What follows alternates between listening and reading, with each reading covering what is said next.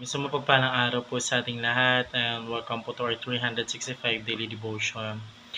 At ngayong araw po, ang pag-uusapan po natin is patungkol po sa bakit maraming tao ay mukhang pera.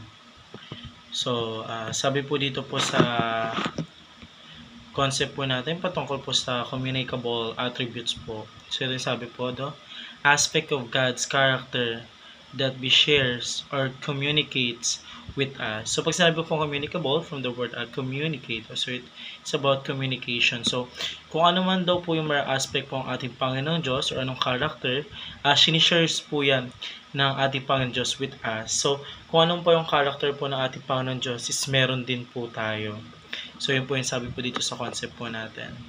And now naman po tayo po dumako po sa ating Bible readings po. Una, ito po patungkol po pala sa Jeremiah chapter 2 verse 5. So ito po ang sabi po sa English, This is what the Lord say.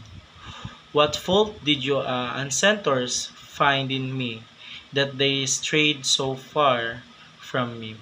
They followed worthless idols and become worthless themselves. So ito lang po sabi po sa Tagalog. Sinabi ni Yahweh, ano ba ang nagawa kong kamalian at ako'y tinalikdan ng inyong mga magulang? Sumamba sila sa mga walang kabuluhang Diyos-Diyosan, kaya sila'y naging walang kabuluhan din. So, ang lalim po na sinasabi po ng ating Panginoon Diyos po dito po sa Jeremiah. Ang sinasabi po dito na ating po na ni Yahweh po is tinatanong niya po kung ano daw po ba yung nagawa po ng ating Panginoon Diyos or ni Yahweh.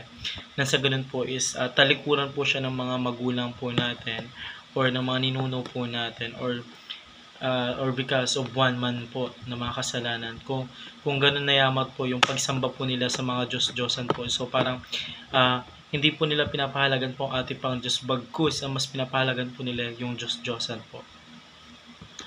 So tayo naman po dumako po sa ating teaching po. Una, God command us to worship Him so that may become like Him.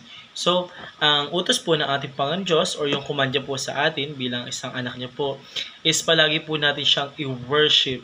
So, para maging katulad niya daw po tayo. And hindi po yung maging katulad po tayo ng Diyos niya, kundi maging katulad po natin ang ating Panginoon Diyos sa pagdating po sa kabutihan sa lahat po ng aspeto na ginagawa po natin. Kasi ang ating Panginoon Diyos po, nung siya po nabuhay po dito sa lupa, nagkatawan tao po, is imbes ka-level niya po yung Panginoon Diyos, pero bagkus po, mas tinignan po ng ating Panginoon Diyos ang kanyang sarili na bilang kapantay po natin. And yun dun po, nung naging kapantay po natin ating Panginoon Diyos, hindi po siya naging maati, bagkus nagpakumbaba pa po siya sa iba, mas pinahalagahan niya po yung iba kaysa po sa sarili niya. So, pangalawang katanungan po, God created us His image, but He did not make us to become God. So, ito nga po yung sabi ko kanina po, ginawa po tayo ng ating Panginoon Diyos para po maging katulad niya, pero hindi po maging katulad niya bilang isang Diyos po.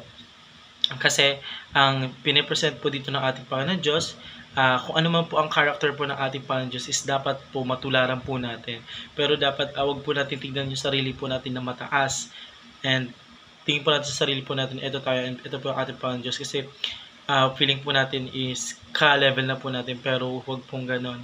Tignan po natin palagi ang sarili po natin bilang isang character po ng ating Panginoon Diyos. So, pangatlong katanungan po, God shared His attributes with us, giving us a greater responsibility than all other creatures. So, ganun na naman po, sinasabi po dito, titignan po natin yung attributes po ng ating Panginoon Diyos na binigay niya po sa atin. Kasi, kung tayo po, kung naging hayop po natin, kung ano man po, ibigay po ng ating Panginoon Diyos, kakainin lang po natin. Pero bilang isang tao po, napaka perfect po ng ginawa po ng ating Panginoon Diyos pagdating po sa atin. So, kahit ano man po ibigay po sa atin ng ating Panginoon, ina-absorb po natin physically, hindi po tulad ng mga hayop. Like, wala po silang pakialam. So, buti na lang po at hindi po tayo naging hayop. So, yun naman po para sa araw na ito. Maraming salamat po sa pakikinig and see you po ulit bukas para po sa ating daily devotion.